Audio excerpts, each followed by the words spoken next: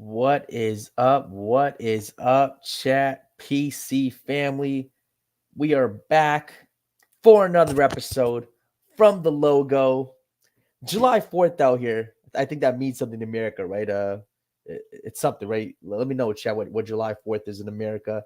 So it's just gonna be me for a little bit. A couple of the guys busy with the family doing their thing. ZZ's gonna pull up. Hayes might pull up. My boy Gifted, again, busy with friends and family, July 4th festivities. But we are here still talking hoops, still talking WNBA. Big WNBA stuff going on. They're doing big things. NBA free agency is doing this thing.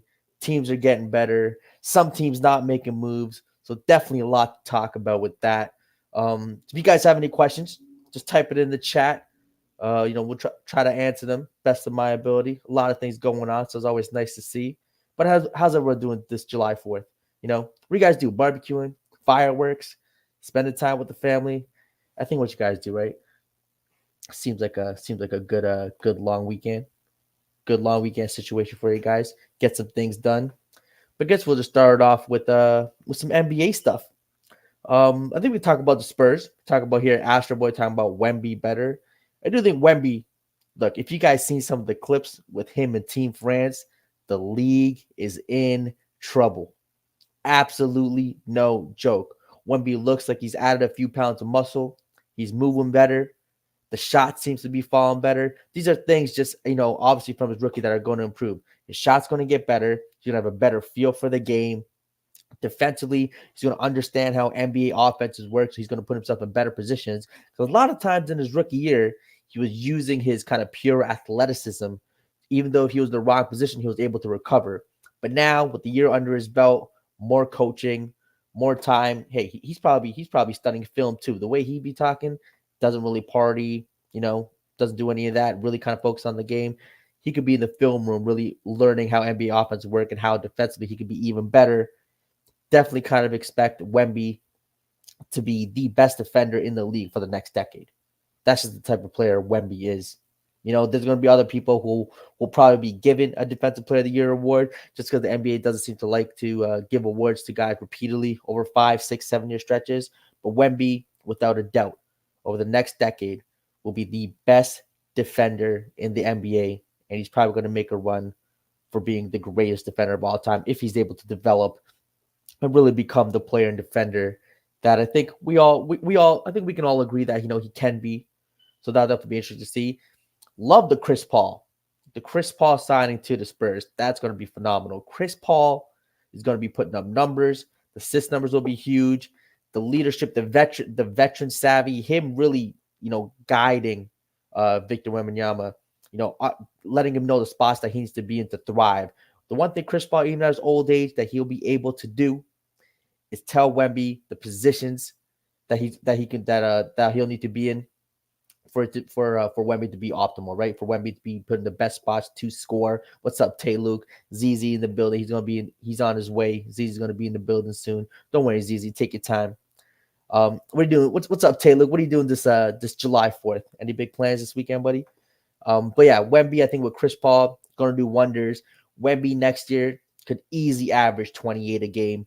Would not be shocked by that. ZZ said it bet double-digit assists for Chris Paul at his age. Would not be shocked. He might get 5 or 6 to Wemby a game easily. And you still got other pieces there. Keldon Johnson, Devin Vassell.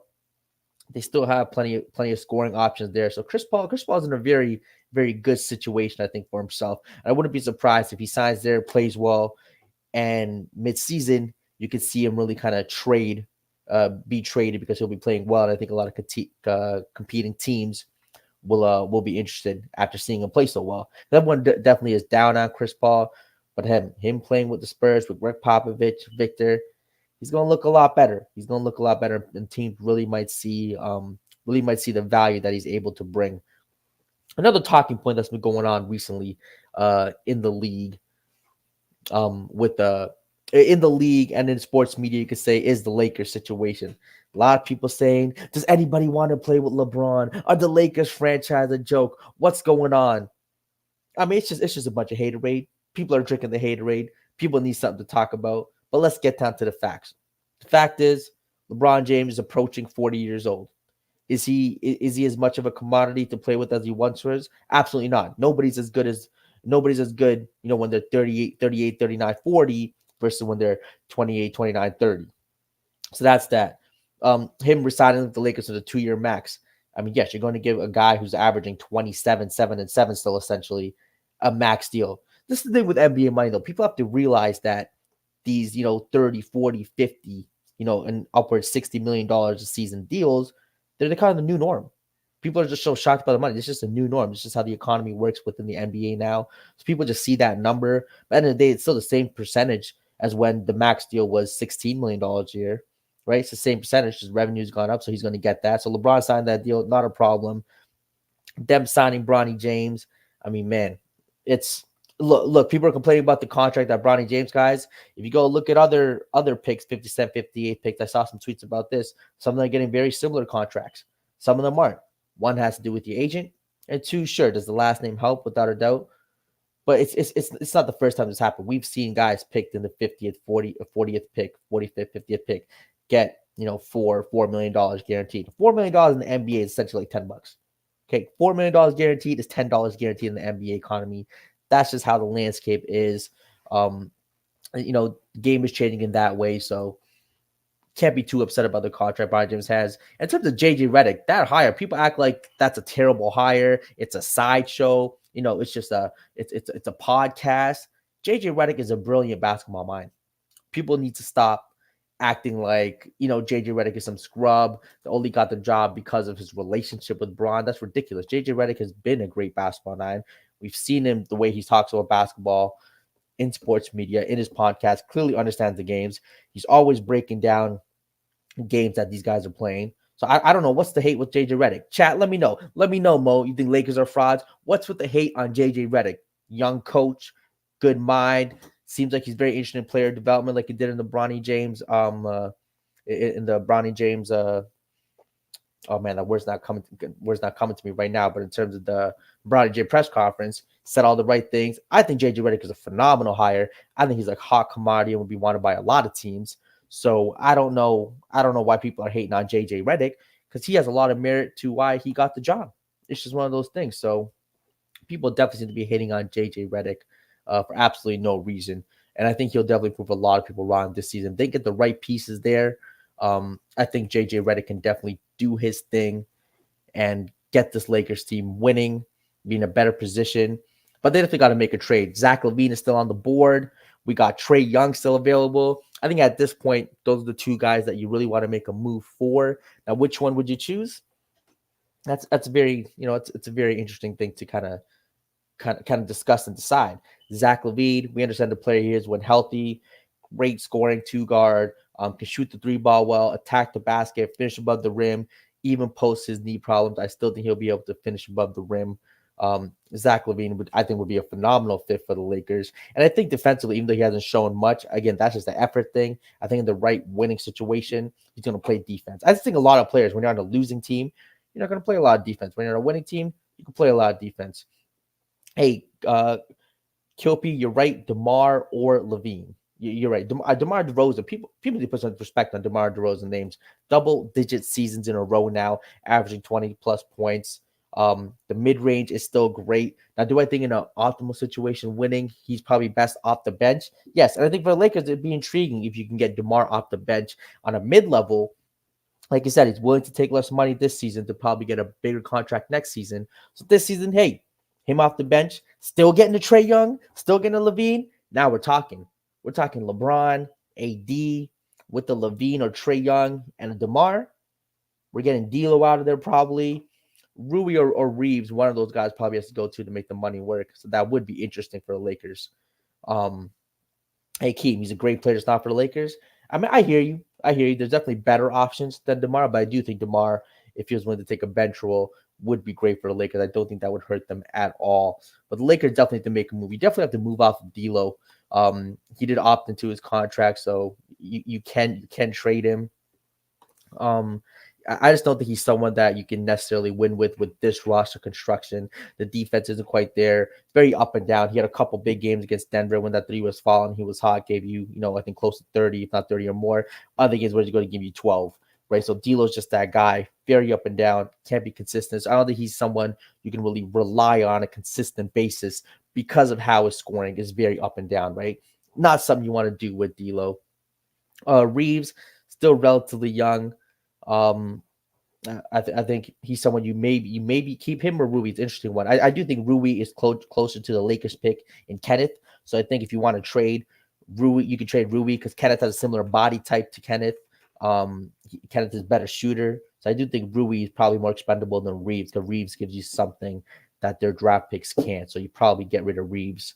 You probably get rid of Rui Hachimura to bring in some of these new pieces, which would be something I think would be great because I think Kenneth the rookie is going to play a big role for the Lakers.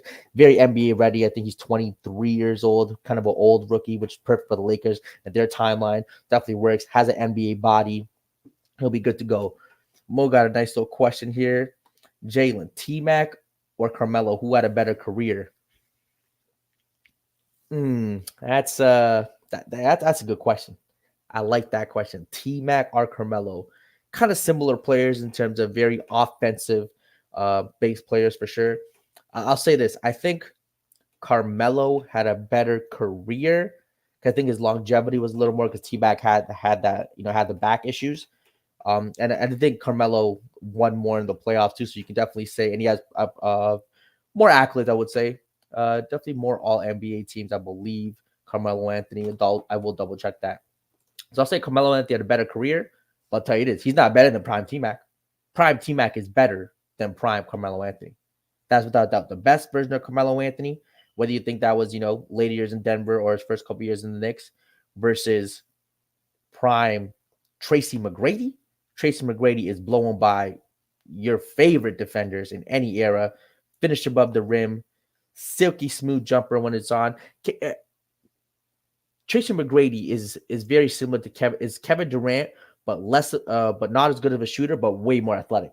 Tracy McGrady is one of the premier athletes the NBA has ever seen. People really forget how good Tracy McGrady really is in terms of explosiveness, finishing above the rim. Tracy McGrady is a super athlete, but man, silky smooth jumper, mid range is strong. The 3-point shot, I think, when it was on, but obviously during his time. 3-point shot wasn't as pushed. So I do think if he played today, it would be better. But give me Tracy McGrady in his prime over Carmelo. But Carmelo definitely had a better career because the accolades for Carmelo. We got 10-time All-Star. No first-team All-NBA for Carmelo. He only has 6 All-NBA teams. Hold on. Let me look at Tracy McGrady. Because Tracy McGrady might be a lot closer than I think. I thought Carmelo would have more than 6 All-NBA teams. Tracy McGrady has 2 All-NBA first teams. Well, he has 7 All-NBA teams as well. And he has 2 first teams, which Melo doesn't have. Now, that is very interesting. They have the same amount of All-NBA teams. I thought Melo would have more for sure. T-Mac wasn't by Kilpie again. T-Mac wasn't a defensive stopper, but his defense was underrated, kind of like KD defense was good on the Warriors and Nets. Yeah, I think T-Mac could play defense when he wanted to. In Orlando, he just has such an incredible offensive load with no one else on the team. It's hard to kind of exert the energy and effort that he needed to exert on the offensive end and still play elite defense. And people forget, in Houston too, I think he was fine, but the back definitely started catching up with him. Even when his first and second year there, you could tell the back was bothering him. He'd have stretches where you kind of see the old T-Mac, but the back definitely got him and was holding him back a little bit. But man, T-Mac was a special NBA talent. Anybody who's watched basketball and watched T-Mac understands that. And if you really talk to players, T-Mac is one of those guys that players hold to a high regard. One of those guys where like, hey, you watched T-Mac, you understood how good he was. It seemed like Vince Carter. Sometimes the numbers, accolades don't match up to how good they really were. And T-Mac definitely one of those guys where any player that played against him, they'll let you know T-Mac was him. T-Mac was that dude. Absolutely ridiculous. So T-Mac, better than a prime Mellow, but Mellow, I think longevity-wise, got to give it to him for his career, right? So definitely that. Great question, though. I like that. Hey, that's right. This is a good one too. Mello always gave hell alpha guarding Braun. He will play his best. This is facts. I just think players wake up for certain matchups. that's the reality too, right? I mean, you're in the park with your friends. I'm in the park with the homies. You see someone, maybe it's your boy that you're friends with, whatever, or maybe it's someone that's just a real good hooper. You are more excited to play. So, you're a little more locked down defense versus just some, if you think it's a scrub team or just chilling, you're kind of, jogging up at the court. You're like, we're going to beat these guys. It's cool. Um, but yeah, so I do think players definitely wake up for certain matchups, and Mellow definitely seems like a guy who's when he wanted to could play defense really strong. Mellow was a lot stronger, I think, that people really give him credit for. Obviously, the foot speed wasn't quite there to stay in front of some guys, but he was definitely strong enough to really body him up, especially in the post, play some solid post defense. So Mellow defense, again, when he wanted to, can be good. Here, another one, Magic T-Mac better than Rockets. 100%. I'm with you there. Magic T-Mac, the explosive, I think it was his peak athleticism before the back issues really came in. The passing, underrated passer. People forget T-Mac as a passer was phenomenal. Absolutely phenomenal. So his passing definitely underrated. So we'll have to wait and see for that. I mean, sorry, I was looking at a question here about will from the logo ever bring people up? You know what? Let me make a call July 4th. Let me make a little message to the executive producer, see if they'll allow me today. It'll be fun bringing a couple of you guys up here. Since it's just me right now. I just got to get the okay from the upper management. I won't make it happen. But yeah, Carmelo was a passer. I mean, Tracy McGrady is a passer, incredibly underrated, especially in Orlando. Could do every pass in the air. Finding the open man. He was drawing a lot of double teams when he crashed to the rim. He's finding the open man outside, especially in that era when everything was more clogged up. He was able to still find passing lanes in clogged up areas. So Tracy McGrady, I think, is a very underrated passer, and his passing needs to be given more credit. That's Tracy McGrady for you. He's just one of those guys where polarizing some ways, because I think a lot of us hold him to a high regard, and some people are just like, hey, why are you guys overrating T-Mac? He wasn't him, right? So it's just one of those things. SG Sports Talk channel, how are you? I'm good, man. July 4th here, chilling, talking some hoops with the PC family. So can't complain. Just gonna ask if we can get some people up here, but it's all I'm just gonna but it's all good. Wait, let me just message this man right here to see if we can get some people up here. Can we bring people up today? Let's see what Claire's gonna say, chat. Let's see what they'll say. They'll be like, chat is asking. Chat is asking. But hey, we might just jump into the main event of the show today, the WNBA. WNBA putting up numbers. We saw Caitlin Clark versus Angel Reese. That game was doing its thing. I think it set the record for most people in attendance for a WNBA game. I believe something along those lines. So that's great for the WNBA. Love to see it. Oh, ZZ's okay. ZZ's gonna be a little late. Says pouring. It's cool. Chat is cool. But yeah, so WNBA, Caitlin Clark versus Angel Reese might be the next Larry Bird and Magic, y'all. This legit might be the next Larry Bird and Magic Johnson. These two rookies are captivating. These two rookies are bringing in fans, and their games speak for themselves. I mean, if you look, Angel Reese, shout out Angel Reese, because she has been better than advertised. I did not think she was going to come in and do what she is doing. Absolute monster on the rebounding end. Very Dennis Rodman, like pure effort, hustle, doing her thing. If you look at past few games, 19 rebounds, 16 rebounds, 11, 16, 18, 13, 14, 10, 13. She is unbelievable.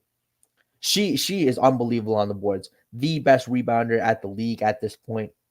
That consistency of rebounding is phenomenal. She set the record for most double doubles. Love to see it. Shout out Angel Reese, man. Made the All-Star team. Great, great, well deserved for her. Offensively, her game can still use work, but still giving you double-digit points just off the rebounding. So love to see that. So yeah, shout out Angel Reese doing her thing, and the Caitlin Clark. Look, Caitlin Clark's been getting a lot of love and hate. Very polarizing individual, right? She has her fans, who ride or die with her. Who anytime anything happens to her, they say people are hating on her, this and that, and then she got her haters saying she's overhyped. She's only getting this because she's quote unquote white girl, things of that nature. Those conversations come up, but she's definitely getting better. Her shooting is as advertised. She's seeing. I've never seen players defend as hard as they do against Caitlin Clark. But there's a little extra little oomph to it when they're defending Caitlin Clark. So definitely got to give them their credit for that. But Caitlin Clark, playing around it, very good passer. Her team, I think everyone's seen the clip on Twitter where teams fumbling the ball, throwing, she'd make a crazy pass. They wouldn't catch it, go out of bounds. So it'd be listed as a turnover by her, but really it was her teammate's fault. I think she's a great passer, but the team just really has to play better around her. So her teammates definitely got to step up, which would be great for that. But Caitlin Clark and Angel Reese, again, the numbers that they're doing, numbers they're bringing in, TV viewership, attendance, uh, similar to what Larry and Magic really did for the NBA. People forget Larry and Magic to the NBA. They had this rivalry brewing, in college, doing their thing, coming to the NBA, boom, making noise right off the bat, winning championships, making noise, putting up numbers, stat lines we haven't seen. So I think that's very similar to what Caitlin Clark and Angel Reese doing. Angel Reese, really kind of the more great individual, getting in there, battling for rebounds. Caitlin Clark, a little more finesse player than Angel Reese for sure, with her shooting. So they got a little bit of yin and yang in their play styles. Obviously, there's a cultural thing too. Caitlin Clark, very different personalities, very different people. In a lot of ways, kind of like Larry Bird and Magic too. Very different personalities, right? One's a little bit more outgoing out there. One's a little more reserved. Where Bird being a little more reserved, Magic being a little more out there. So that's definitely that. SG, I do think we can bring up people. I'm just still waiting for the AOK from Claire or David here. Just want to make sure got the AOK to bring people up. Would be interesting. But where is it? Sorry, yeah, with the Larry Bird thing. Yeah, so I think there's a lot of similarities to Larry Bird, Magic Johnson, with Angel Reese and Caitlin Clark. I want to bring up some of the WNBA numbers for Caitlin Clark and Angel Reese here to really kind of put into perspective what they're doing. WNBA numbers. They're both in the All-Star game, which is great. 2 rookies being in the All-Star game. That's great. So clearly fans are voting. Love to see that. Love to see that. Okay, we got the AOK to bring people up. All right, chat. I will put the link in the chat. Feel free to come on up. July 4th, we talking hoops. We talking WNBA. Whatever y'all want to talk about, shoot, we can talk about life. Whatever y'all want to talk about, we can come up. You can come up and talk about it. Should be a fun one. Link is in the chat. Feel free to hit that link. Hit that link, chat. We talking hoops here. Oh, we got my buddy Hayes in the building. What's going on, Jay? My bad. All good. I thought you'd be getting a barbecue, drinking somewhere. I don't know. We've been doing. Hey, so the blackberry crown with some lemonade. Best drink in the world with lemonade. Blackberry lemonade crown. So I've never been a biggest ground guy, but I mean lemonade. I can see lemonade mixing with a lot of beverages can be good. So I can definitely. You never had a whiskey lemonade before? I'm just not a big whiskey guy. Oh, that's yeah. Fine. So yeah, I'm not a big whiskey, scotch, gin. I'm definitely predominantly vodka. I don't even drink a lot of beer anymore these days. Yeah, I'm predominantly tequila myself, so I understand. Gotcha. What we talking about, Jalen? Hey, but we're talking about the WNBA.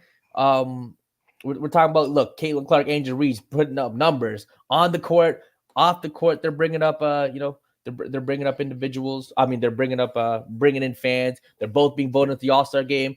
It's very Larry Bird, Magic Johnson-esque, and even coming into like the personalities in a way too, where Magic was definitely a little more out there, more outspoken at the time. Larry Bird a little more reserved at the time. The way they really kind of came up in college, that rivalry. And even back then, the cultural debate between both those people coming from very different backgrounds, similar to Angel Reese, Caitlin Clark. There's so many similarities. Yeah, especially in the sense that like these ladies have been playing against each other since AAU days. Like it's deeper than what a lot of people realize. But it's also like, unfortunately, like it's become like a war of their fan bases, right? Like it's a war of that and just the differences between them two as women, as players and things like that. Play very different positions. They never really guard each other. Angel will be switched on Caitlin from time to time, of course, is playing the big, but this is the closest thing that probably the WNBA has to a actual rivalry that can be sustained for the majority of their careers. They also happen to go to Indiana and Chicago, 2 places that historically those 2 cities already have rivalries as well. So yeah, it makes a lot of sense. No, 100%. And I got to give Angel Reese a lot of credit here. Angel Reese, I did not expect her to come into the WNBA and do what she's doing. she definitely has improved from out the bat. It seems like she's getting better and better every game. She's really kind of figuring it out. But I want to just bring up again her last couple kind of game loss: 12 points, 19 rebounds, 10 points, 16 rebounds, 18 points, 11, 25 and 16, 18 and 18, 11 and 13, 10 and 14, 20 and 10. Like her rebounding is amazing. Like that level of consistent rebounding is very, again, I'm gonna say like Dennis Rodman esque. Like it's absurd the amount of rebounds she's getting. And I'd say their games are very different too, where I think a lot of injuries, it's a lot of hustle, grit and grind. She's really battling underneath. A lot of the points ain't pretty. You're not going to watch her and find a lot of kind of ESPN highlights of pretty moves. It's like, get almost a little Moses Malone, like get the rebound, put back up. It might miss a layup, grab another rebound, put back up there. Well, Kaylin's probably a little more to the finesse, shooting the three ball, the playmaking, passing. But what do you think about it? Did you expect Angel Reese to be this productive off the bat like this? So I thought that Angel Reese coming in, that the offense was going to be extremely slow coming around. I knew that the defense would be there. I did not expect her to rebound at this rate. Like, expected her to be an okay rebounder, but not like she's already one of the best rebounders in the WNBA right away. Like, that's just 100%. The facts of the matter. And so, no, I didn't expect her to dominate on the boards like that. I think she's the best. She may be at this point. I know for a while there she was like two. She was third or fourth for a while, but she may be number one now. Yeah, she's number one. Beating Asia Wilson. So Angel Reese is rebounding, and but also they're starting to let her do a little bit more point forward things as well, which I think is really going to be a good part of her game because of the Sky not really having 3-point shooting. So if you can use her as a point forward more often and have your guards move around, come off screens on the perimeter, that's going to help that overall offense. But Angel Reese this rookie year has just been amazing, to be 100% honest with you. No, 100%. Got to give her credit. And Caitlin Clark, I think she's really kind of coming into her own too. We saw the early struggles from her a little bit, but I think her passing and playmaking, I think, is very underrated. I think we've all seen the clips of her teammates dropping the balls, when she's giving them nice bounce passes, nice passes for open looks. They just keep fumbling the ball. But I think that one, coaching and the team have to do a better job of putting Caitlin in positions to succeed. And what do you think Caitlin can do to kind of, just improve from what she's doing, even though I think she's been great. Again, I think the all-star selection to her and Reese, deservedly so for both those individuals. What do you think she has to do to kind of get better? You think it's the team thing? It's herself thing? I think it is. It's the team and herself. I think like she can make the passes, but I think, understanding kind of where better finesse with the passes, because she's going to be one of the best passers in the WNBA. I have no doubt about that. But the turnovers that she has, she needs that. And I think it's just the physical part of the WNBA game. Like Angel Reese, I think, was more suited for the physical nature than Caitlin is. Clayton's going to have to learn how to adapt to that. But I think it's just points guardmanship. She's going to have to learn how to be an actual point guard, and it's going to be different than what in college, because you're facing players that are quicker, more length, more consistently than what you faced at the collegiate level. So in the WNBA, she's going to adjust. This is a season of big adjustment for her, and I think Clayton's going to be one of those high scoring, high assist rate players after this point for sure. I got you. What do you think of the All-Star format where the WNBA is facing the Team USA? WNBA Team USA in that situation. I did think it's interesting. It's interesting. It's just for this year because it's an Olympic year. They don't do it like that every single year. I think it gives a nice little extra wrinkle for it because it is an Olympic year. And, we have that long break as well. The WNBA is going to be on break from, July 16th to like August 17th or something like that. So because of that, I think it adds a nice little level of interest there. But it's kind of gimmicky, to be 100% honest with you. I could definitely see being a little gimmicky, but I do understand. The more and more you do get like a lot of stars. I do think if Team USA, those players were on a WNBA All-Star roster, I wonder if Angel Reese or Caitlin would have made it. It would have been a little more iffy. So I do think from the WNBA perspective, it seems like they want to get the most faces, recognizable faces and names out there and really kind of capitalize it. I think that it's a little interesting miss instead of an East versus West thing, or whatever the case may be. Team USA versus WNBA, and the storylines. If Caitlin and Angel Reese win this game for them, sure. They should have been 100%. On the team, right? The Caitlin Clark fans was already pissed when she didn't even get named to the Olympic team, even though it kind of makes sense when you look at how they do it. But like, Yeah, if Angel Reese, Caitlin Clark, and the WNBA All Stars beat the Olympic team, it's gonna be crazy. So No, 100%. You already know the narratives will definitely start with that. Well, love seeing the WNBA, really thriving again. I think I don't know if you saw it too, Hayes. Angel Reese versus Caitlin Clark, the last game they played. Most most people most to watch viewed. it. Yeah, most Yeah, viewed. I think most people in the arena selling out NBA arenas. They're selling yeah. out more games than the Detroit Pistons, Charlotte Hornets. I feel like there's a lot of teams that they're doing better than the NBA. So these girls are the real deal. The WNBA is growing. Shout out to the WNBA doing their thing. We'll hop back into some NBA now. Get back into the NBA stratosphere here. What do you think about this? All the free agency signings. Who do you think has been kind of the biggest winner and loser? Man, I don't know. This free agency period has been crazy in the sense that there's been a lot of movement, which you always expect.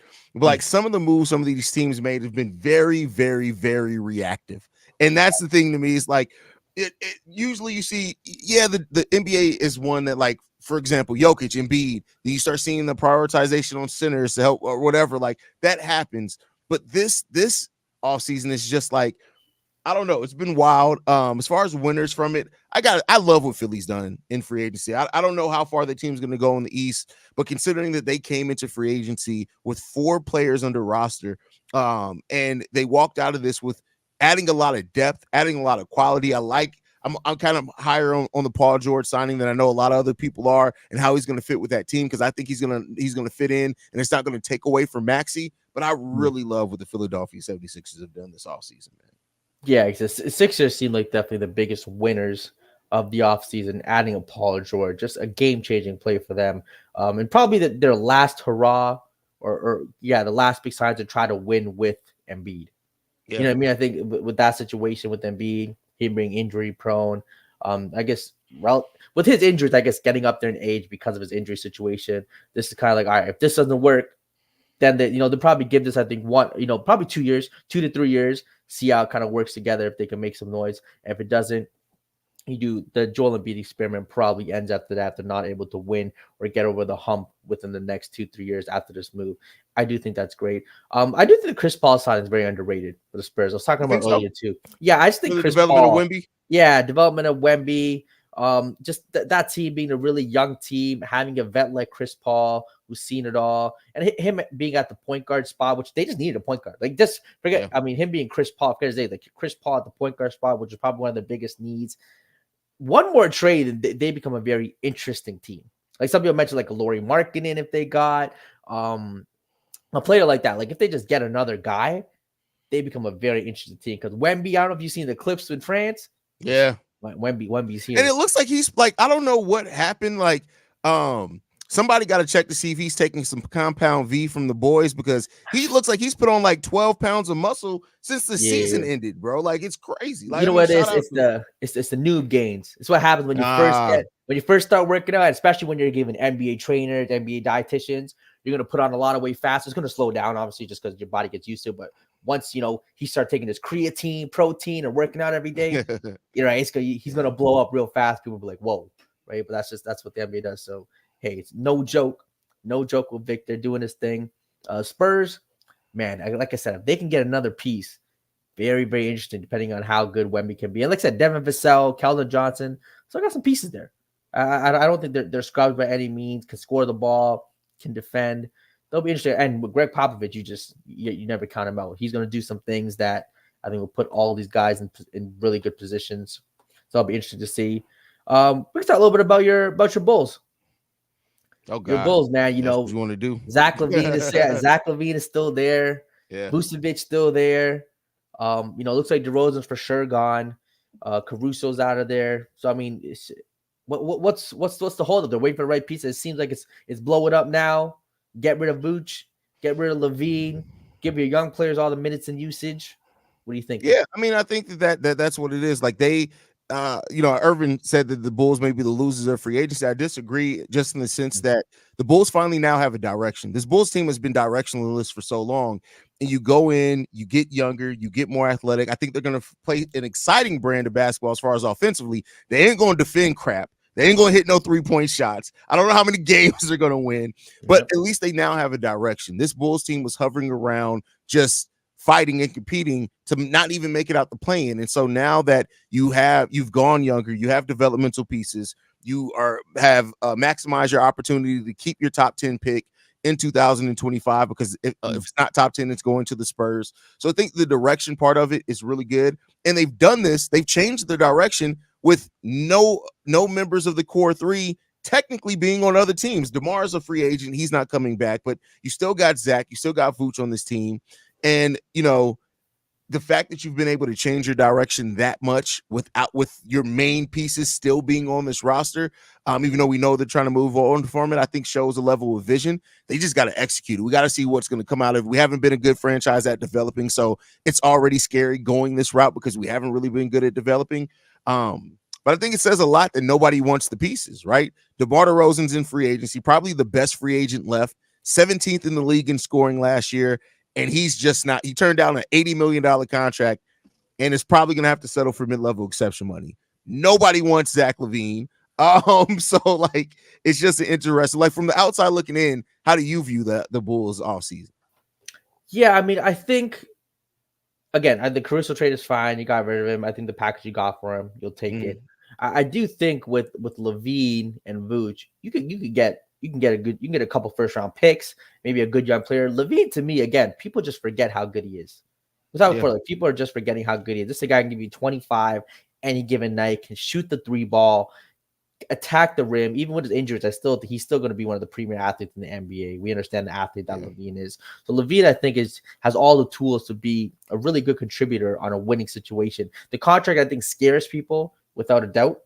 Yeah. But again, it's just one of those things where if you're a team in a win now situation, willing to take the risk like the Lakers, I think it's cool. You move that D'Lo contract with a pick, young piece, whatever they want, you get it done. And I think you get Zach LaVine for the cheap. Zach LaVine, a player like Zach LaVine, you will not find a price tag cheaper. You're not going to find a 25 points per game guy who can shoot the 3 ball in today's NBA for the price tag that Zach LaVine's at right now, right? So I think you take it. I think the Bulls, who are some of the young pieces you guys got there? You just got to let them kind of take the range, right? Who are the young pieces the Bulls got? They can really kind of see, give them. I mean, they're all young. Like Giddey is, of course, there. He's a solid playmaker. I think he's going to do a lot to help Kobe White kind of focus on scoring, even though I don't agree with that. I like Kobe White on ball, but we'll see what happens with that one. Then you still got, this is now opportunity for Patrick Williams, who hasn't shown a whole heck of a lot, but he's been like the 5th option on offense. Now it's boom or go home. Well, not because they gave him a contract. So, and then Mattis Bucilis, the fact that they got Mattis Bucilis was the part, to me, the most important piece in all of this, because Bucilis has one of the highest upsides in that draft. I still think you're looking at, unless he surprises, you're looking at high level role player. And by that, I keep in mind, my mindset is most players in the NBA role players. You have superstar stars and almost everybody else is role players. And so I think you got a guy with great potential that has to round out. He has to grow. And those are the pieces really you're looking at. You're looking at Kobe to take it a step further than what he did last year. And Io, Bucilis, and then you're hoping that other guys, the young guys that you have on this roster, continue to develop for sure. 100%. That seems like the play. You mentioned the rookie high upside. It's one of those drafts where if they end up with the best player in the draft, I'm not shocked, right? With what they took. So definitely seems like it's time for the Bulls to let these young guys cook. And this era is almost a what could have been. The Rosen, Vooch, LaVine, right? LaVine getting hurt. The situation with Lonzo, because when they were healthy, we saw it's very similar in my ways to when Brandon Roy, Greg Oden, and LaMarcus Aldridge. I think they were like 50. I think they were like 55, or they're really good when they played together. Like there were several games over 500. Looked like some of the better teams in the league. And man, the Bulls, to me, a healthy Lonzo with how, again, another player. People just forget how good Lonzo was hooping. Premier defender, all NBA caliber defense. The passing and playmaking was there. DeRozan was balling out of his mind.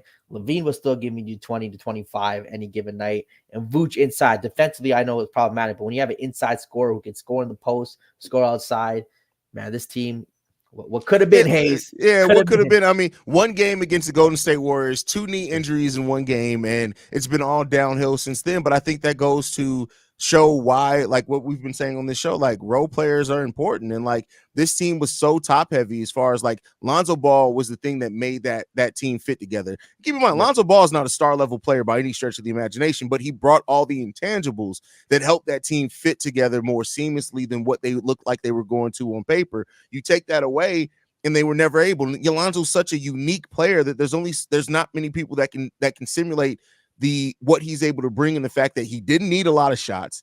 He was a great 3-point shooter. He was able to switch 1 through 4. Hell, we saw Lonzo Ball guard Jokic and stop him on a play and rip him on a play. And I was just like, when he got switched on, I'll never forget that game. I'm like, oh, bro, like he's gonna get cooked. And he stripped him. And it was like, hey, I shout out to him for not backing down. But like, he was such a unique player, even though he's not a star level player. You took that away. Nobody else brought that at all. So 100%. Well, we'll see. Hopefully their new young core, won't have those issues. They'll stay healthy, and they can make some noise a few years down the road. Big Ox in the building, making some crazy. Big Ox just hating on light skins. Big Ox just hating on light skins. Hey, Ox is my dude because I love Ox when he makes his opinions because he stands on them. But like, Tyler LaVine, come on, bro. The difference, I think, with all those players, he also bring Malik Monk and all those. And I get why you have that perspective, but I think what we've seen from Zach LaVine's career is that he was thrust into position to be a number one, and he never should have been a number one. All those guys played next to players and with players that were extremely better than him. And I maintain, if Zach LaVine is your number 2 or your number 3, you're a damn good team if you're able to have him as a number 2 or number 3. But unfortunately, the Bulls, through their own team building and things like that, built around him as a number 1, and that's just not who Zach LaVine is. He's not a number 1 option. Sorry, since you no, you're good. You're good. Yeah, real life always comes first. Yeah, no, I just think that there's 2 different caliber of players: Tyler Hero, Zach LaVine. Right? I mean, like Tyler Hero is great. People forget Zach LaVine was was going to be like an all-star caliber player and one of the best 2 guards in the league. Like he was in conversations with Donovan Mitchell, right? He was in conversations with Devin Booker. Now, was he as good? No, but I thought he was a little younger, so we thought he could get to where Devin Booker was. I just thought he maybe get to where. So I think Zach LaVine, again, people just forgetting how good he was. Stop the blasphemy, Ox. Zach LaVine, way better than Tyler Hero. I don't even think that's a conversation we gotta be having, man. That's so. Oh man, people just be forgetting. People really be forgetting how good some of these players with injuries. And Ox, you should know better because people do the same thing with Tracy McGrady. We had a conversation. Hey, Tracy McGrady is amazing. It was a great, bro. Like, had injury never happened. Like to know what Tracy McGrady's time career would have been is crazy. Yeah, and he's one of those guys where you had to watch to understand. The numbers are great. The All-NBA, like he has some accolades, 7 All-NBAs, but when you watched him play, I always say he was Kevin Durant, but Kevin Durant, who was not as good of a shooter, but way more athletic. Yeah. You see what I'm saying with Tracy McGrady? I thought people get Tracy McGrady, super athlete, silky smooth player. The scoring was there. Man, Tracy McGrady was that guy. Again, Zach was never in the conversation with D-Book and D-Mitch. That's just false. I'm sorry. I can send you articles right now, Ox. Like before Chris Paul got to Phoenix, they absolutely were having those conversations about Booker and Zach LaVine. And then Chris Paul came, and Devin Booker, to his credit, refined his game, and he took it off and ran with it. It's never looked back. But there were those conversations initially to around those 2 players for sure. No, 100% I'm with that. I just think Zach, man, hopefully he comes back healthy. He can really show us, remind the world who he really is. Remind the world who he really is, because Zach LaVine was really him. And we'll see that. Deb with a good question here. Jalen, how you feel about the Mavs free agency? Hey, Klay Thompson, I think, figuratively speaking, it makes sense. The shooting, off-ball movement that he can provide, play next to Luka and Kyrie, I think it's going to be phenomenal for him at this point in his career. It's going to be great. I do worry about the defense. Luka, Kyrie, and Klay Thompson are all getting blown by, especially in the regular season. I think Kyrie did a good job in the playoffs, but I don't think Kyrie's playing that level of defense throughout an 80-game season.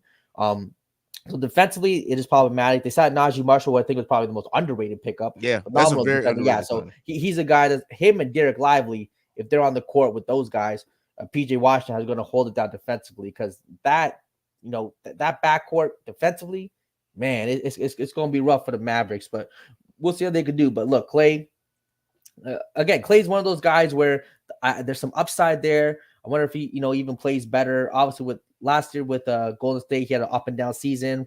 Was in the bench for a little bit. They came back to the starting lineup, so it was just kind of up and down. They were ready to move on, but I think for Clay, he definitely has something to prove. So it'll be interesting to see. It'll be interesting to see how they respond, how he responds, and how the Mavericks kind of work together with him. But and again, I think the cheap contract is fine with the risk. Only 15 mil a season. I think you'll be able to move off that contract if it doesn't work too, if you attach a pick, whatever the case is. So not a hard contract to move. So don't mind that at all. I think it was a good pickup by the Mavericks. We'll give it to him. Definitely give it to him. Yeah, I mean the Mavs are doing the opposite. Like they've technically lost role players, but they've replaced them, and I think they're the opposite of what we've seen from the Denver Nuggets. The Denver Nuggets keep losing role players year after year, and the Mavs at least they lost DJJ, but they went out and got players that you could see helping them definitely offensively for sure. And I like what the Mavericks has done. I don't know how they're going to stack up in the West. The West is always wild. Like you can go 1 year in the West from looking like the second or third best team and drop to the fourth or fifth in the following year. But the Mavs have put themselves in a position to where they still have the role player support there, maybe even a little bit more now with Clay being there. It's just everybody got to stay healthy. That's the thing. Everybody got to stay healthy. Yeah. Well, what do you? I mean, you brought up Denver too. What do you bring in their situation? I mean, losing key role player guys now back to back off seasons. It's just there's a load just going to increase for Jamal Murray, Jokic, MPJ, or does a guy like Peyton Watson, Christian Braun? Do they just have to step up? They're going to have to hope that they step up, or they're going to have to make a move to bring in more role players. Like I don't know. Like you can't keep losing role players that play big parts. You lose KCP, you lose Bruce Brown. Like you lose these guys, and of course if you look at just their stat sheet, you're like, all right, what you can replace that production, but it's more than the stat sheet. It's what they bring and the variance. To use Gifted Sermon, like they were such good role players and fit in so well and seamless to what that team had going on, and you just have not replaced that in a meaningful way. Now, if they do end up getting Russ, which is the rumor, I think that can go some way in helping that. But as of right now, the Dallas Mavericks are going to be, the Denver Nuggets are going to be a really, really good team. But I just don't know if I see them or can predict them to make it out the West when they don't have that depth that they used to have. They used to kill teams. Yeah, people don't realize, like, guys like Jokic, Murray, they thrive off having good role players. Like Jokic, a lot of his passing, you need quality role players for that passing to be effective. They have to understand how to move. They have to make the shots. You know what I mean? So it's definitely key. Defensively, Caldwell Pope, Bruce Brown, huge pieces defensively, that were doing their thing. Probably their best perimeter defenders. Their two best perimeter defenders from the past 2 years have probably been Bruce Brown and Caldwell Pope. For those guys to both leave, I thought Bruce Brown might be returning to Denver, but looks like the Raptors picked up his option. They might be looking for a first-round pick in the deadline. So that's a guy, a championship team, in the deadline, you're looking good. Add a Bruce Brown. It definitely helps your situation. So I think it's also for the Denver Nuggets, look out, clip this, whatever you need. I'm not saying next season, but watch out for PJ Hall. That is a sneaky acquisition for the Denver Nuggets there. I think they got him as an undrafted rookie. But PJ Hall is athletic. He can get out and run. And I look at him as being somebody that if they develop him right, because he's already so well-rounded offensively, he could be one of those role players that we talk about coming and developing through the G League and coming out. And we're like, damn, this guy was an undrafted rookie. Just watch out for PJ Hall in the next couple of years. Just watch out. Yeah. Hey, look, he might even get an opportunity this season. He may. With his bench, right? He might be given the opportunity to see what he can do. And if he's able to perform relatively well, I wouldn't be surprised if he ends up in the rotation. You didn't mention Russell Westbrook. Excuse me, you mentioned Russell Westbrook. I think that'd be a great addition to this team. Like, spark plug off the bench, do it all. Give Jokic his rest minutes when he needs. Pass, play, make. Again, Westbrook on this team, I think definitely makes a lot of sense. It might be his best situation in a long time with the way this team is built and them really needing a bench guy. They need a guy like Russell Westbrook who, even though he can be a little careless with the ball, he can get things done. So they definitely need that on the bench. So don't hate that at all. But on other news, a team that did make a pickup, I don't know if it's a big pickup, a medium-sized pickup, small, Golden State Warriors, Buddy Hield. Got him a shooter. They replaced the light-skinned Splash Brother with a new little caramel Splash Brother. He's not really dark skin, he more, I don't know if he's like caramel, a little caramel. And listen, we just got to talk about like the dental bill for Buddy Hield is the thing that's got to be most like, bro. Buddy Hield got some chompers on him, bro. That is just like, yeah, like if Buddy Hield was walking towards you and try to bite you, like that's assault with a deadly weapon. But I'm sorry, go That's ahead, bro. crazy. I mean, look, he definitely got the money to fix it or whatever he got to do. Maybe maybe his girl don't care or whatever the situation is. He's okay with it, right? So hey, I'm just hey, NBA insurance, but hey, that insurance gonna kick in and be like, what in the world just happened? What in the world just happened, man? But no, what do you think of that pickup, basketball wise, for the Golden State Warriors? I mean, it makes sense. They needed a shooter. It makes sense for somebody who can come in, do some of the catch and shoot things that they need there. I won't compare it to Clay because he's not anywhere close to that at Clay's prime. But I do think that Buddy Hield is somebody who's going to come in. He's going to be active. He's going to keep his head up, and he fits with that offensive system. And that's what they want. They want players that don't have to be ball dominant. They can play off ball. That's just what helps Golden State's system go. And they got him for cheap too. It's not that much, not that large of a deal. So I'm not mad at it. I like Buddy Hield for that team. 100%. Yeah, I think relatively cheap, still a good shooter, can do some good things. Kind of a low risk, medium high reward for them. I think he could be productive next to Steph. He might have one of the better seasons of his career. So that'll be interesting to see without a doubt. Shout out Buddy Hield. I think it's another guy who I think people thought would be a little better, but just hasn't quite gone to the heights that I think some people thought he would reach. Well, it'll be interesting to see what happens with the Warriors. He's one of only 2 players to hit over 1,000 threes in the 2020s. It's him and Steph. See that 100%. Key. A former NBA, some people say basketball legend, a guy I think a lot of people fell in love with, UConn in college, retired. Kemba Walker. Kemba Walker had an iconic run with UConn. One of the greatest championship runs I've ever seen from a college individual. Came to the league, had a few seasons, a good season, multiple seasons with the Hornets. They were just a really bad team, so I don't think he necessarily got the love he deserves. And the injuries really kind of kicked in when he went to Boston. Just didn't work out. But Kemba Walker, what do you think about his career, who he was as a player at his peak? Kemba Walker is the perfect example of a player that, had he went to a better franchise, I think we'd have a much better outlook over his career overall. Kemba Walker's had some great games, some big games. He's averaged almost 20 points per game for a career. And he's one of those players that through the first 5-6 years of his career, he got better every single year. And then he sustained it. Once he got to averaging 20 points per game, he then sustained that for another 4 or 5 years. So he had a really solid career as far as production wise, but the wins were never there because he was on a franchise that couldn't draft, build to save their damn life. Like Kemba Walker was all heart, passion, determination. He was one of those players that when you watched on the court, like it was hard not to love Kemba Walker if you watch those games, but they were just rough games. Not many people watch those games because he spent the majority of his career in Charlotte. It's hard to watch that game. Like it was always hard to watch that team. They had some teams that were fun. Did they make the playoffs one year when Kemba was there? Let me check his playoff stats. Yeah, he made it 2013-14. It looks like they got swept in 4 games. He gave you 19 points on 47% shooting, 50% for 3. Yeah, he actually wasn't that bad. Yeah. I was gonna say, like Kemba was one of those players that, like, had he been on a better franchise, better team, twice. People would really look at Kemba Walker as such a higher place than what he is. And I've seen and had conversations with people since he announced his retirement, and they're like, well, all right, what, are we really talking about Kemba Walker? It's like, yes, because Kemba Walker was a damn good basketball player. He wasn't the problem there. He wasn't the problem. Put some respect on Kemba Walker's name. He was really that guy for a little bit. And like you said, what organization the player goes to, I don't think people realize how much of an effect that could have on a player's success, how they're remembered, legacy, which is real shame, because I think there's a lot of players who definitely can fall into that category where they probably would have been a lot better if they went to like the Spurs organization, a Boston organization, just a better situation for sure, right? So shout out Kemba Walker, though, great career.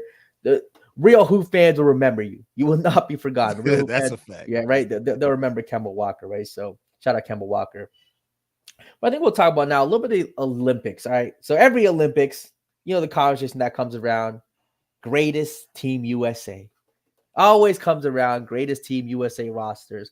Obviously, you got the 92 Dream Team, right? They're kind of the bar that a lot of people use as the greatest. And then you have '96 team, the team after with Shaq, with a lot of people say a couple guys from the '92 team were on that team. Some argue was a little better. Then you got the Redeem team, 2008, but kind of a popular team there. Kobe, LeBron, Wade, doing their thing over there. Mellow was on that team too. Then you have 2012, I think was interesting when Kevin Durant entered stage, and they still had the core group of guys from 2008. Yeah. Jason Kidd left, who was a little older in 08. So a couple teams. And I think it's a very interesting discussion. I think the 2012 team is the greatest team. If you really look at it, person for person, I know it's not as sexy as some of the other names. But I want to bring up these rosters. I mean, you just had LeBron James at the peak of his powers, Kobe Bryant basically, I mean, at the end of the peak of his powers, but still before his Achilles, he was still giving you 25, 5 aside. He was still Kobe Bryant, right? So he was there. You had Kevin Durant, Carmelo Anthony, Chris Paul, all, at their peak, near their peak. Kevin Love, dude, this was Minnesota Kevin Love. We need to remember this was Kevin Love who was putting up numbers that that were Wilt Chamberlain. They were having these numbers that we haven't seen since Wilt Chamberlain. He was putting what Charles Barkley was doing offensively. Kevin Love was doing offensively during his time in Minnesota. People need to realize Kevin Love was him in Minnesota. So what do you think? I think, but '92 team. This is the only thing with '92 team. Larry Bird was done. Larry Bird's back was done. He was not Larry Bird. Larry Bird was not. He was barely an NBA caliber starting. I don't even think he was like a starting caliber player at that point. Like he was almost done. Like he was back, was cooked. He could barely walk in some situations. Magic wasn't like '85 Magic. It was cool, but it wasn't the Magic that the GOAT point guard conversation Magic. He wasn't that. Christian Laettner was on that team. Again, I'm a big Duke guy. He was solid. Still Christian Laettner. So yeah, what at some point we got to talk about Christian Laettner and his NBA career, because like when you go and look, he was a lot more productive than people give him credit. He averaged like 18 and 8 or 18 and 10. So no, he was. I think just the expectation was what thing with him. But again, I never kind of watching his college days. I watched it after. I wouldn't expect him to be some college great. I mean NBA great. He was one of those guys. There's just players who are great in college, but who aren't going to be NBA superstars.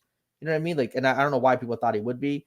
But yeah, we can get to that after this. What do you think about this Team USA, greatest Team USA? I'll bring up some of the rosters too, so I can really kind of break it down. 2012 team was a good team. That was the year, if I'm not mistaken, too, that people started realizing that like Carmelo Anthony may be the greatest international player ever. Like Carmelo Anthony in international basketball was a monster, bro. Like it's so crazy how that international game was just so well suited to his game. The 3-point line being shorter, all those things at that time just helped his game so much. Like, but yeah, the 2012 team was great. Like even Williams still on that team. You had Williams, you had Russell Westbrook before he became at the height of his powers, but still was a damn good player at that point in time. That was a really good team.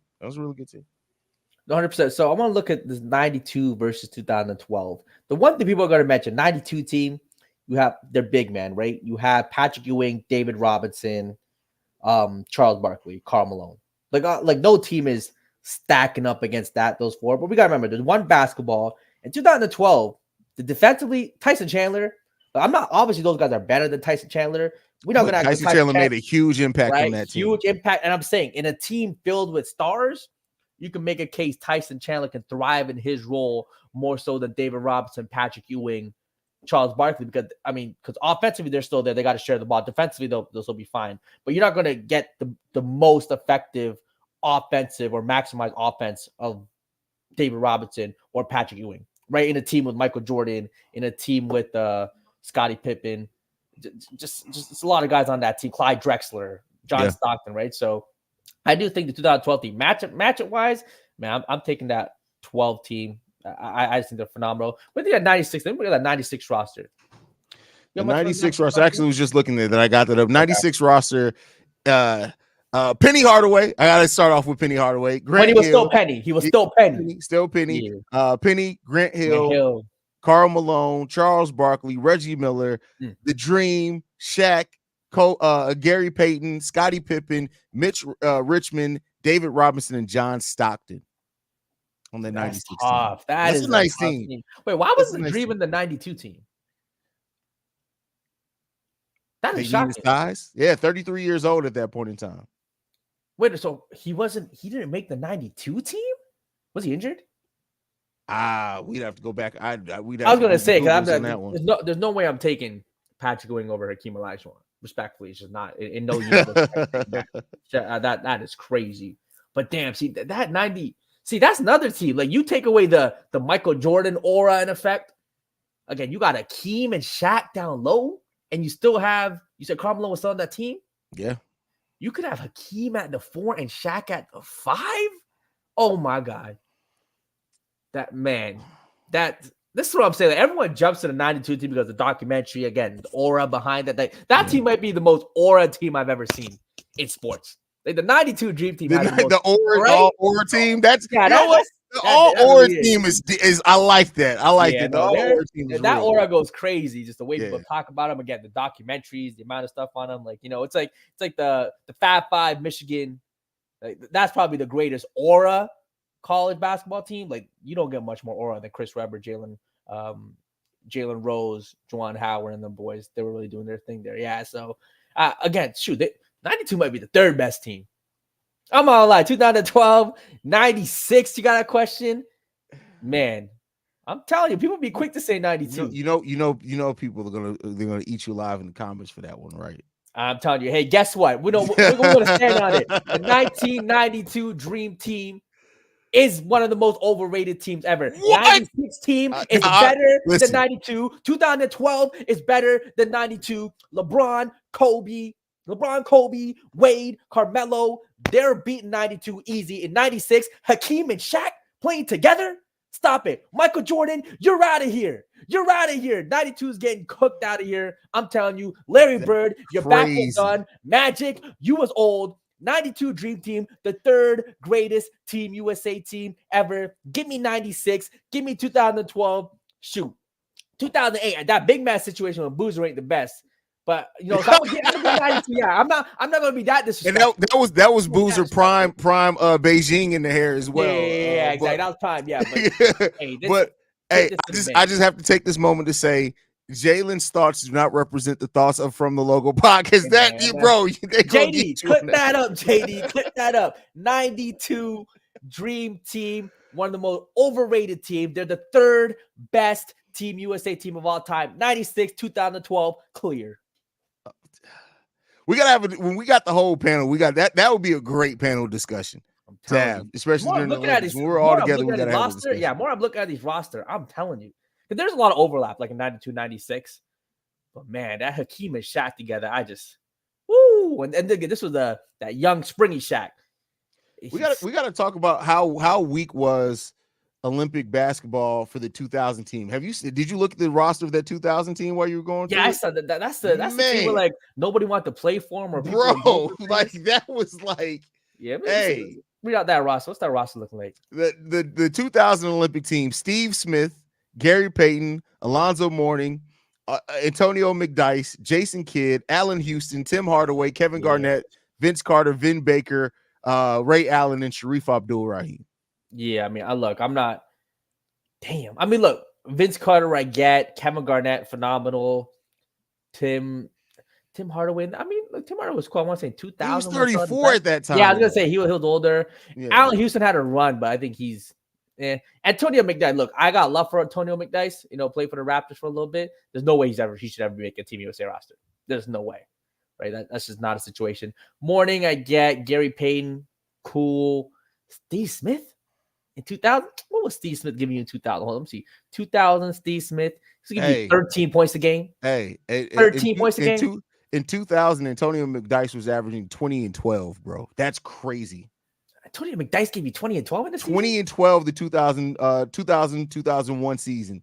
20.8 points per game, 12.1 rebounds, 2.1 assists, and he was averaging a block and a half per game. That's actually crazy. I'm not gonna lie. You give me 20 and 12, I guess. That's crazy. I did not think Antonio McDyess gave you 20 and 12 in a slow-paced era too. That's crazy. Bro. Oh my gosh! Shout out Antonio McDyess. Okay, you did your thing. And then I mean, look, Sharif Abdul-Rahim. Got blackballed by the. Was he the one that got blackballed by the NBA? No, that's what I saw. I'm thinking of the other one. But Sharif 2000. Oh, he gave you like 20 and 10 too. Yeah, I mean. I know we started this off with slander, but going back and looking at these numbers, bro, like, Man, I'm telling you, right? Sometimes the names just don't. You kind of forget these guys were putting up these numbers. So I don't know if this team is. I get by the name that the names ain't sexy, but the numbers. I'm not gonna lie to you. I wasn't watching a lot of Denver games in Yeah, no. 2000. I'm not I'm even gonna seeing hold you, bro. Vin So, Baker giving you 16-7. and I know then early on. Okay. the last season that McDyess averaged over 20 points per game was the 2000-2001 season, and then Yeah. it's 11, 8.4, 5.8, Yeah. 9.6. He fell off hard after that. Damn. What the? I guess his role just changed. Cause no way he can just fall off like that. Maybe But he's into it. he had a stretch from Yeah. from 96, 97 until the 2000-2001 season. McDyess had a stretch, bro. He did. Kevin Garnett, still a young Kevin Garnett, but still doing his thing. I think Jason Kidd was right in his prime. This is close to peak Jason Kidd. Like Jason Kidd at that time, 2000, he was, arguably, I think he was the best point guard in the league. I mean, some people say Allen Iverson if you consider him point guard, but 2000, yeah, like 16, 9-6, 14, 10-7. Yeah, no, Jason Kidd was him. Interesting team. Well, the year after the 04 team because this team still got it done, right? This team was still able to win. What about the 04 team that collapsed? That 04 team, USA team. I'll bring that up. Basketball after 04. That's a team to get on paper. On paper, it looks solid. You got the young LeBron, young Carmelo, young Wade, right? Carlos Boozer when he still had hair. Carlos Boozer started. Allen Iverson at his peak, I think, right after the MVP season or the year before. Stephon Marbury. I mean, I can see like those two guys aren't great international players. You know what I mean? Yeah. Those are guys that like for the NBA at the time were great, but their games just didn't translate to the NBA. To the international game. I see that. Emeka Okafor. That's a name that, again, great college player. Didn't quite pan out in the NBA, but it's kind of a But again, another player who spent most of his career on Charlotte. So, yeah.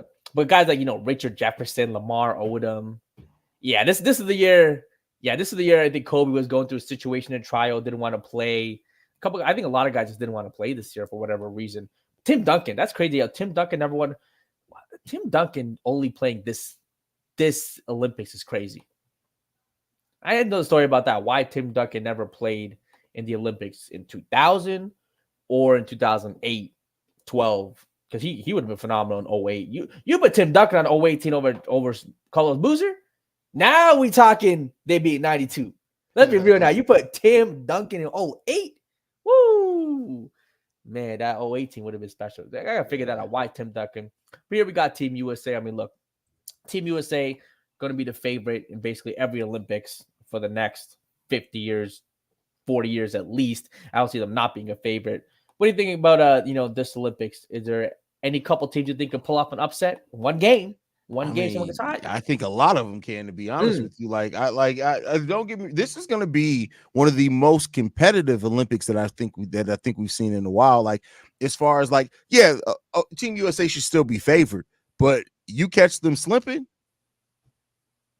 Yeah, 100%. I said you got. I think Canada is one of the best, even though they don't get Wiggins because they're not letting them play. I think Canada, like I said, one game, SGA goes for 30, Dylan Brooks hitting threes. You know what I mean? Kelly Olynyk doing Kelly Olynyk things. It's one game of bad shooting. I think Canada's probably, the biggest threat to Team USA. France is one of those countries that like their players just play better in the Olympics. It's the weirdest thing. I remember when like Batum would somehow start playing like an NBA All-Star when he plays for France, and then he goes out the NBA, he's just back to being Batum. But one of those guys. Spain is not what they used to be. Obviously, when they had the Gasol brothers at their peak, Rudy Fernandez and those guys, they were really hooping. Scola. Yeah, Scola. Yeah, they were real nice. Spain was real nice in the era. I'm trying to think of another country though who I think could reasonably beat it. Like I know people want to say Luka, Giannis, but I mean, look at their teammates. We gotta be honest. Like for Luka, Giannis to beat Team USA, they gotta beat Will Chamberlain. They gotta drop 100. There's just no way they're beating that team unless they legitimately drop like 50 or 60. It would just be ridiculous. Wemby, like I said, that factor I get, but Olympics, it looks like Team USA should be doing their thing. What about women's basketball? Women's basketball, to me, the problem is the world is not caught up yet. It's not at all. Like Team USA is going to win it. They're going to take it. They're going to run away with. I think we're 20 years straight of them winning gold medals, something like that. Like it's not going to stop it. Yeah, that's a problem. Like people, it's not captivating, right? When you're just consistently kind of beating everyone by that margin, there's no excitement. It's like, okay, you're going to win. That's cool. What's next? I think maybe WNBA. Hey, WNBA with the resources, I think going up, money going up. could be time to really kind of push international basketball, get more girls in other countries involved. You see that the Chinese teenager, like Yeah, 7, so yeah, if yeah. she I can mean, be, that's the route that it goes, right? Like mm, as the game grows, the interest grows. And don't get me wrong, I grew up in Italy and Germany, like especially in Italy, women's basketball is a thing in Italy. Anybody who's been over there really, will tell you, oh yeah, it's a thing, and it's a lot okay, of competitive games you'll catch there. But of course, it hasn't caught up to the world stage yet. But that is the next thing, is that you're going to start getting more and more women internationally. And as that game grows, I just want to see more competitive women's Olympics. Like I get it, country pride and all that. It's all great that we keep winning gold medals, but like you said, it's not interesting in the sense that we always know they're going to win. Like it's not even a question.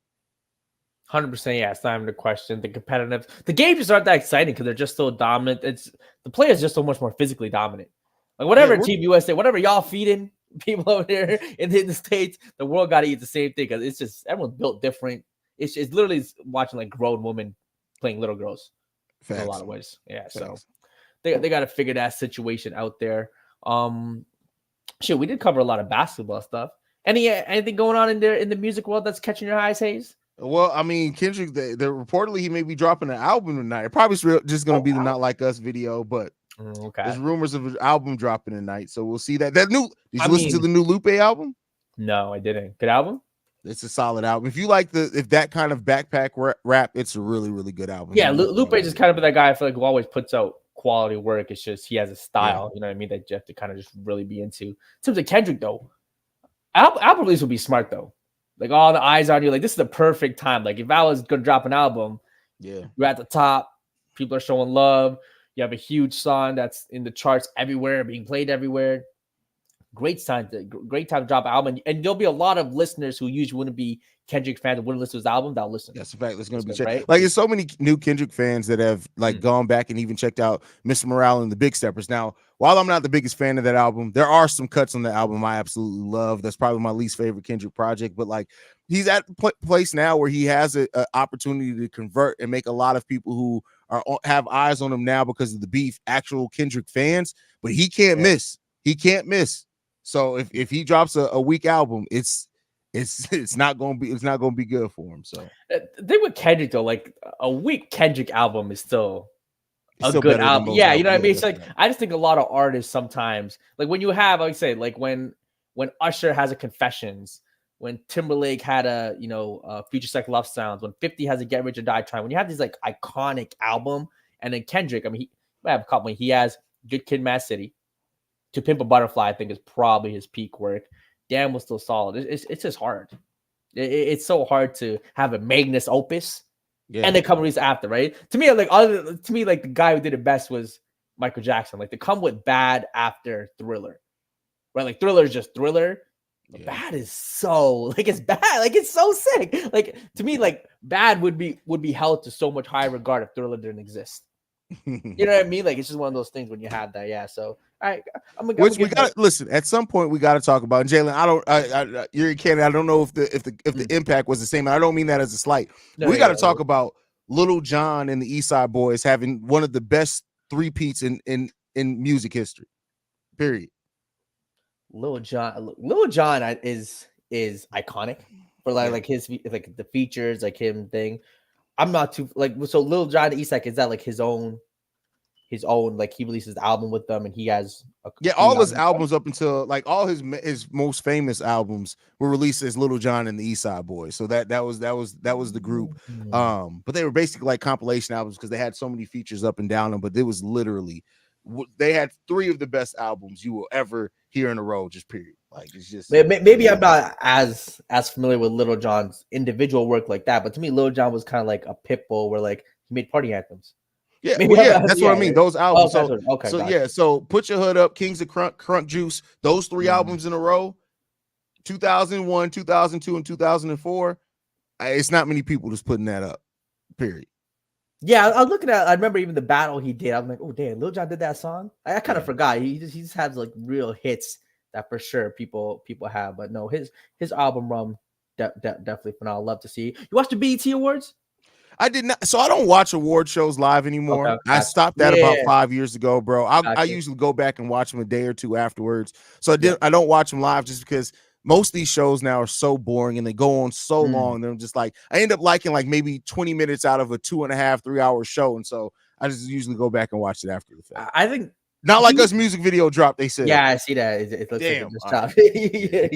YouTube it. It'll be there. It'll be interesting to see. I think the BET Awards once held a very special place within the culture, within the music space too. And for some reason, it's lost that. I'm trying to pinpoint when it did, but it definitely seems to have lost that edge. I just remember so many iconic moments too. Even though this time they were appreciating Usher. Shout out Usher. They did. And look, shout out to the girls who did their tribute to him, but come on, man, you got to get like Chris Brown, you got to get Mari, like you got to get someone who can really do an Usher tribute. I don't know, man. Hey, shout out, I think Tinashe was one, Haley, a couple of the girls did it, but man, you can't. Y'all just be singing Usher songs like the regular song. You got to really be able to sing an Usher song. Like it's levels. I'm just saying, there's the real levels to this, man. You can't just get anyone to do a Usher tribute. You don't get anyone to do a Michael Jackson tribute. You don't get anyone just to do, James Brown tribute. I guess Chris Brown was on tour, but somebody, you gotta get somebody. But yeah, hopefully they can figure that out though, and they could make the BET Awards great again. Make the BET Awards great. I don't know if I just think we live in such an age, bro, where like people like to consume the content the way that they do, that I don't know if it'll ever reach the heights that it was at, because most people are going to wait till after it's in, and then they're going to pick and choose which performances that they want to see or whatever's the viral moment. And most people look at it now like, I'll see the best parts of it on TikTok. And I understand why people think it like that. Kind of the same thing with like the Oscars and Grammys, eh? I remember when I was a kid and like if I was going to watch it with my mom or aunt or whatever, it was a big deal. Like the Oscars were out. It was a big deal with the Grammy. You know what? What's interesting too, someone said was back in like, let's say the 2000s, sometimes the only time you'd see, let's say like the Oscars, these actors outside of a movie was like at the Oscars. Yeah. You don't see them now with social media at home. Everyone's so available. You didn't see them. You're like, well, you didn't really know what they were doing, right? So I didn't think there was a mystique about it then that just doesn't carry now, just because everyone's so accessible.